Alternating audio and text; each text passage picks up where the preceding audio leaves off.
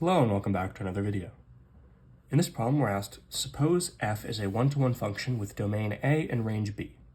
How is the inverse function f inverse defined? What is the domain of f inverse and what is the range? So, the inverse of a function is defined as the following. For f of x equals y, f inverse of y equals x. The function is taking on the dependent variable, the output of the original, and the output of the inverse is the original input, the x value. For this function, the domain of the function is the range of the original, so b, and the range of the function is the domain of the original, a, which makes sense.